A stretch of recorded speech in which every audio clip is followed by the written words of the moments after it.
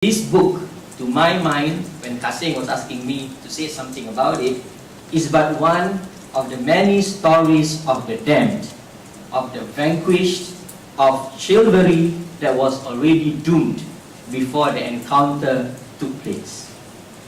As I was reading through the pages of this book and thinking through my own preconceptions, I realized how much we as Singaporeans, and even more so as historians and even actors in history, are shaped and determined by our experiences of growing up in this tiny piece of land.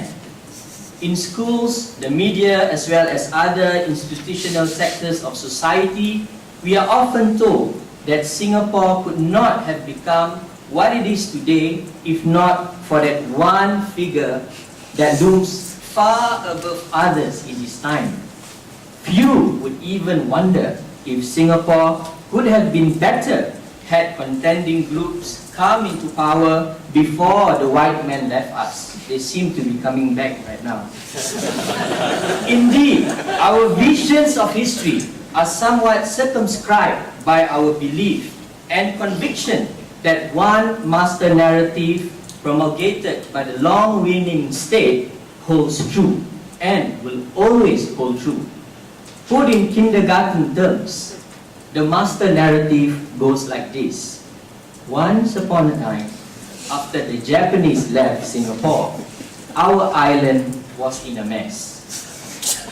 People were hungry, gangsters were many, and bad boys were fighting on the streets.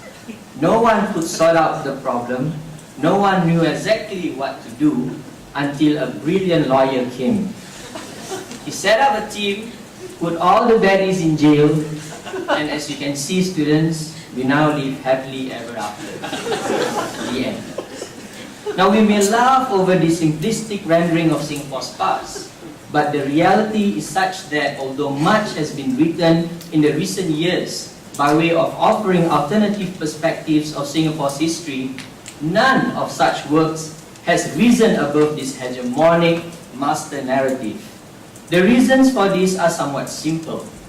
First, there still remains an implicit yet pervasive assumption that the post-World War II period was characterized by violence and hostility, intolerance and prejudice, a time when communalism and communism reigned. Second, we are still burdened by the idea that the struggles of the elites, here referring to political, social, and even religious elites, makes for a more interesting study. Third, there exists a culture of fear that manifests itself in the topics that we choose and questions that we ask. Above all, our thinking of the past is still shaped by the conceptual categories that frame the present. Little wonder then when I was asked recently by Professor Prasanjit Dwara why I had used the Maria Hertog controversy to analyze the aftermath of a local unrest. My response was, well, I don't know. It has been that way ever since, I think. So I'm one of those lost Singaporean sheep. Now, I will not go through in detail the four reasons that may explain the poverty of Singaporean post-war historiography. Suffice is it to state here that alternative histories of Singapore that we see in our library shelves today are but what an Indian historian, Partha Chatterjee, has termed as a derivative discourse. Partha argues that the writings of nationalists and anti-colonial activists often share the same thematic concerns and premises with the colonialists, even when the problematics are the exact opposite.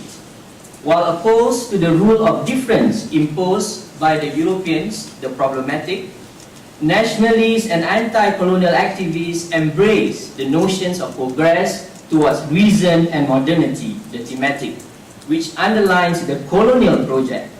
The same argument could be made in regard to alternative histories of Singapore that, on the surface, may appear to us as seemingly anti-state.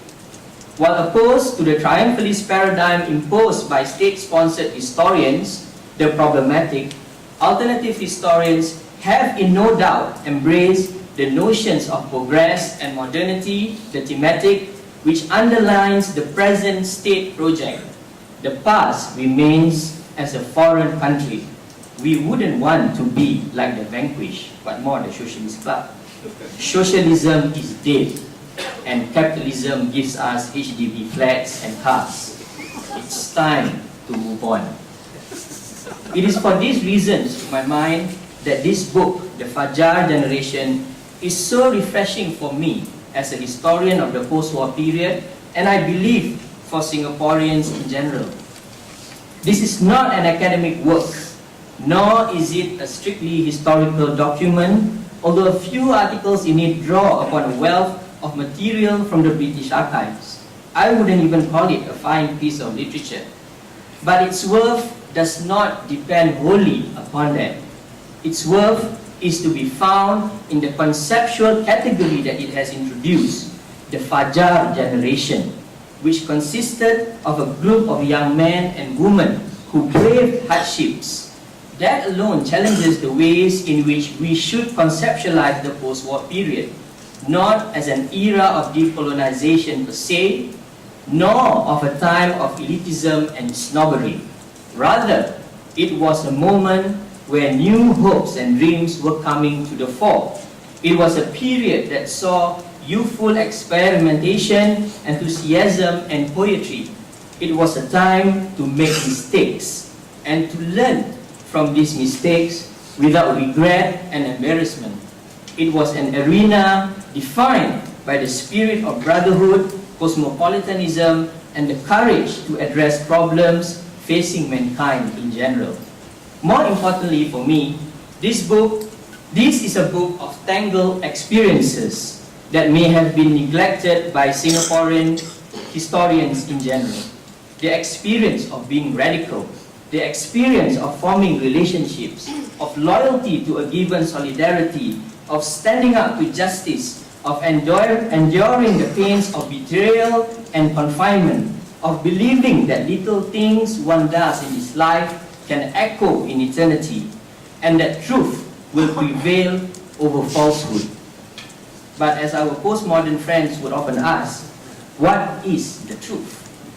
I once asked Said Zahari, as I was doing my PhD thesis, when we met at the Pusrawi Hospital, he was very sick then, in Kuala Lumpur, why he refused to declare, rightly or wrongly, that he was a communist to regain his freedom back in the 1970s. Wasn't he thinking about his wife and 3 young children? I have 5, by the way. The answer he gave to me was swift and decisive. When you hold on to the truth, you must never let go of it. I never understood what he meant, and always felt that he was mad by then. Until I read The Fajar Generation, the experiences of this fine group of activists and their painstaking research at the British archives tells us that the realities and truths of the post-war period were more complex than what historians would imagine. Clearly, the left-wing movement in Singapore was not in collusion with the communist underground, nor were they promoters of violence and inter-ethnic tensions. If anything, the University Socialist Club and its later incarnations were bent towards a constitutional struggle for a socialist Malaysia after merger.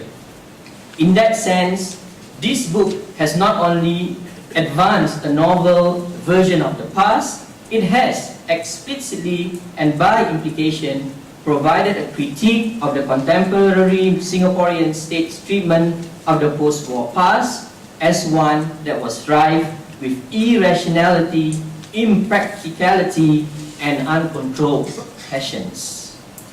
Now, if I am given the liberty to criticize this book, there is somehow both too much and too little. Lee Kuan Yew occupies so much space in the book that one could hardly see past him. A quick look at the index tells us that there are more entries on the PAP than there are about the USC and the Barisan Socialists. All wounds die hard, and I can fully understand why this is so. But what it does is to give too much agency to rivals than to friends. who had shared the USC's experience. My other